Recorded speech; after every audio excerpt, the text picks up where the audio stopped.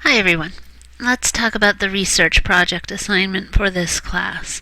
Mainly because this class is a 4-credit course, I like to include a research project here because it gives you a chance to pick one topic related to autism spectrum disorder and conduct some more in-depth research about it, giving you the chance to dive a little bit deeper.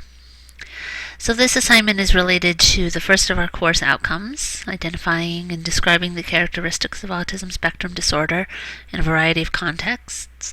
And the purpose is to demonstrate knowledge of the current information about a specific topic area pertaining to ASD.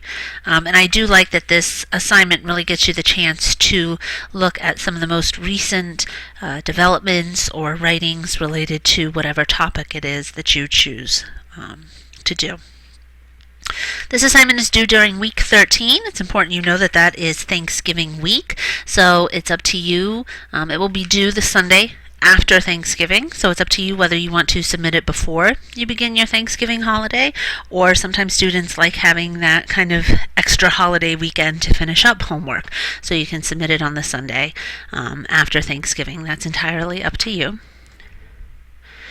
We're talking about this assignment early on, though, because you do need plenty of time to conduct your research and to write the paper.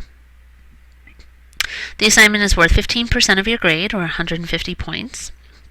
I'm going to research a specific topic area related to ASD and write a short formal paper summarizing what you learned through your research. You're also going to provide a handout and a video to the class via the blog that will serve as your class presentation. So that's the other reason I really like this assignment. Not only do you get to look at some topic related to ASD in depth, you also get to share what you've learned with each other. You can choose a topic from this list here, or email me to verify another topic choice if there's something else that you're interested in. Each student does have to choose a different topic, partly because we're presenting our information that you've learned with each other. So you're going to need to post what you're choosing to the discussion board this week. Here are some of my suggested topics. Here's my expectation for the assignment. Your paper should be a minimum of 5 typed double-spaced pages. So this needs to be, a substantial work. It needs to include correct APA citations and a reference page. We talked a little bit about that with the book review. This is going to be a little bit more in depth because with the book review you pretty much just had your one source, the book. Now we're looking at multiple sources, and you need a reference page when you're using multiple sources and writing a formal paper in the APA style. I've posted some resources on Blackboard for you to reference regarding this. You can also certainly post any questions you have about it to the discussion board. It pays to, work on this reference part of the assignment a little bit early on. That way you can see if you're having trouble understanding how to do it, and you can post any questions you have. You're going to need to find a minimum of 6 credible resources on your topic from a variety of media. So no more than 3 of your resources should be web pages or internet sources. There are a lot of great websites out there. We've already looked at a lot of them earlier this semester about autism, and they are credible.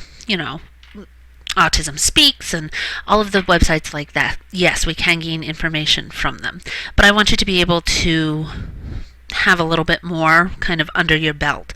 It is acceptable to use your textbooks if they apply directly to the topic that you've chosen, but I want you to be looking for some other resources as well.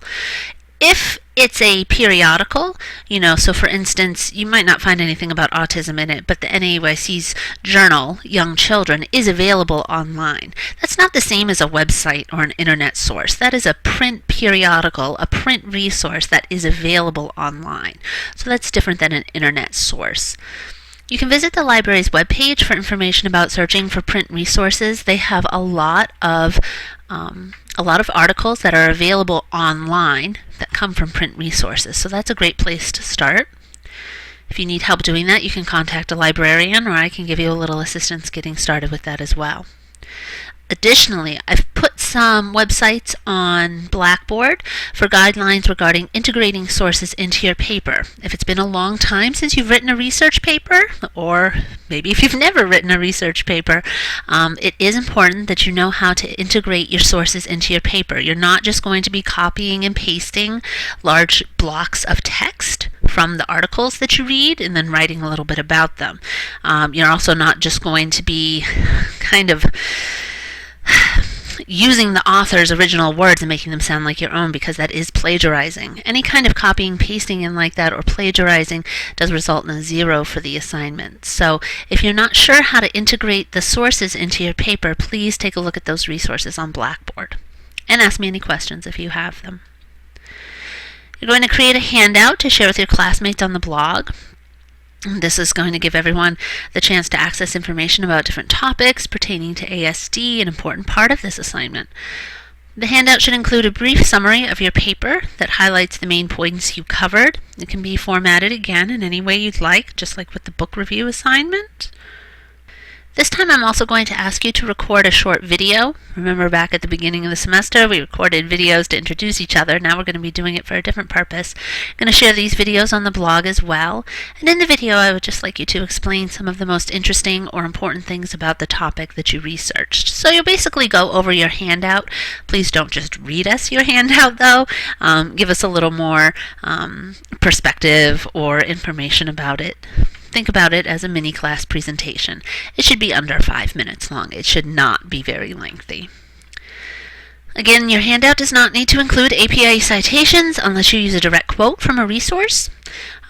Please make sure when you submit your paper to me for grading, you also include your handout. Yes, it's going to go on the blog, but it also needs to come to me. Be sure to review the accompanying rubric for the research project and let me know if you have any questions. Thanks.